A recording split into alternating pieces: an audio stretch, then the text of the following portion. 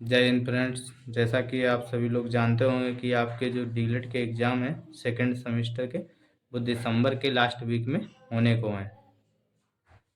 तो इसी के माध्यम से ये डीएलएड की सेकेंड सेमेस्टर की मैथ की फर्स्ट वीडियो है। इसमें देखिए, आइए देखते हैं कुछ अति लघु उत्तरीय प्रश्नों के साथ।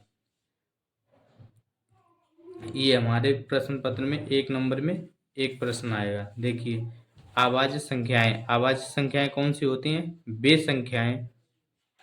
आवाज़ संख्याएं बे संख्याएं जो केवल एक बार स्वयं से पूरी तरह विभाजित होती हैं, आवाज़ संख्याएं कहलाती हैं।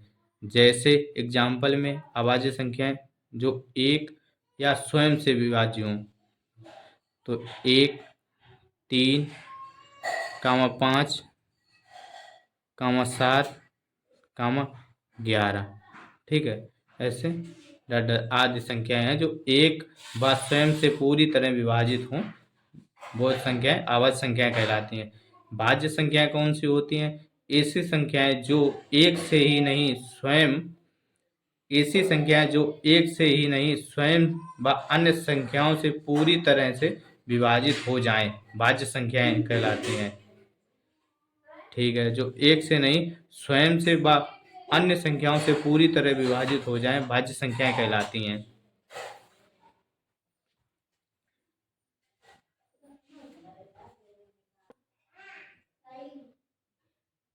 जैसे 2, 4, 6, 8। संक्रिया किसे कहते हैं? भाग की संक्रिया गुणन संक्रिया की विलोम होती है। जैसे गुणन संख्या की विलोम होती है, जैसे 20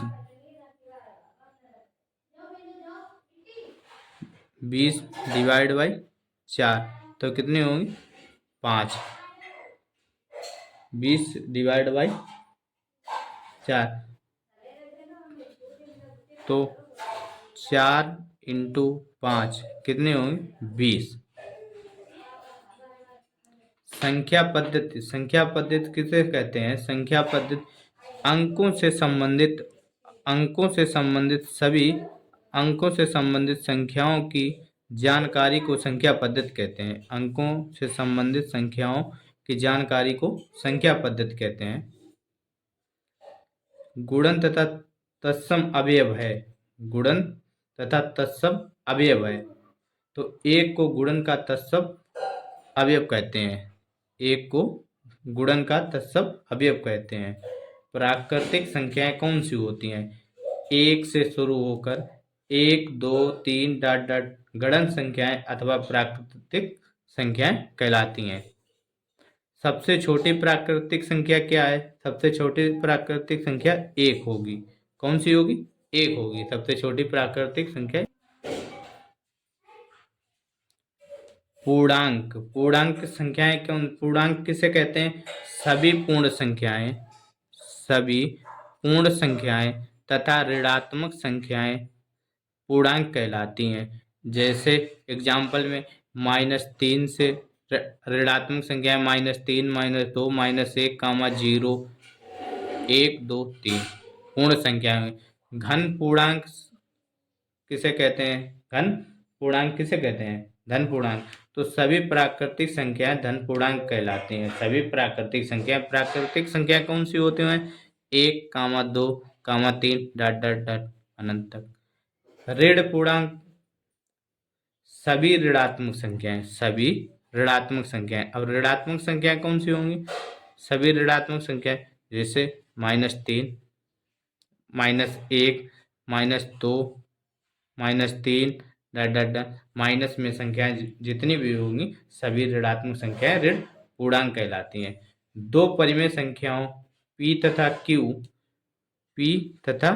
Q दो परिमेय संख्याओं P/Q तथा R/Q का योगफल क्या होगा? तो P/Q योगफल बताना है, प्लस आर अपान क्यू बराबर इसका योगफल। तो इसमें एलसीएम लेंगे, एलसीएम क्या आ जाएगा, क्यू,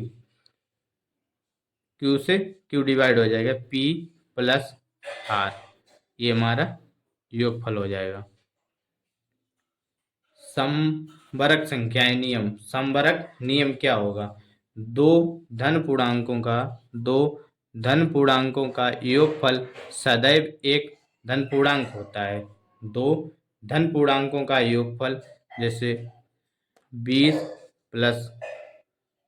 प्लस 15 कितना होगा, 35। 20 प्लस 15 35 हो जाएगा, जिसे a प्लस बी बराबर a प्लस बी बराबर a प्लस बी।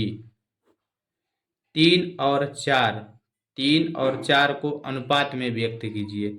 3 और 4, 3 अनुपात 4, 3 अनुपात 4। इसमें 3 प्रथम पद हो जाएगा, 3 प्रथम पद, 4 द्वितीय पद, 4 द्वितीय पद,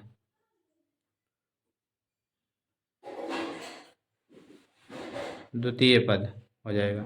समानुपात क्या होता है, समानुपात, दो समान अनुपातों को समानुपात कहते हैं। दो समान अनुपातों को, जिसे 3 अनुपात 4 समानुपात, दो समान अनुपातों को यहाँ पे 4 अनुपात 5।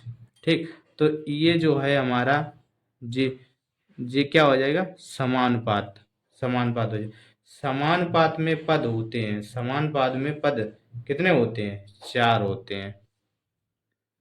समानुपात में पद होते हैं 4। समानुपात के भेद कितने होते हैं, भेद होते हैं 2। समानुपात के 2 भेद होते हैं, 2 भेद होते हैं। नंबर 1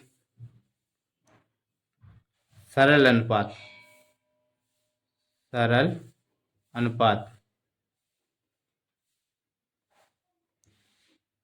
नंबर 2 मिश्र अनुपात,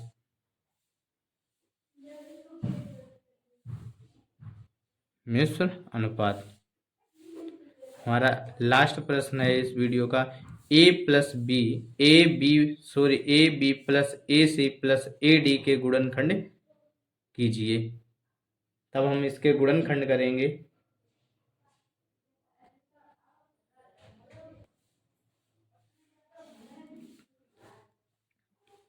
ए B plus A C plus A D, सारी संख्याओं में ए कॉमन होगा, तो ए कॉमन हो जाएगा।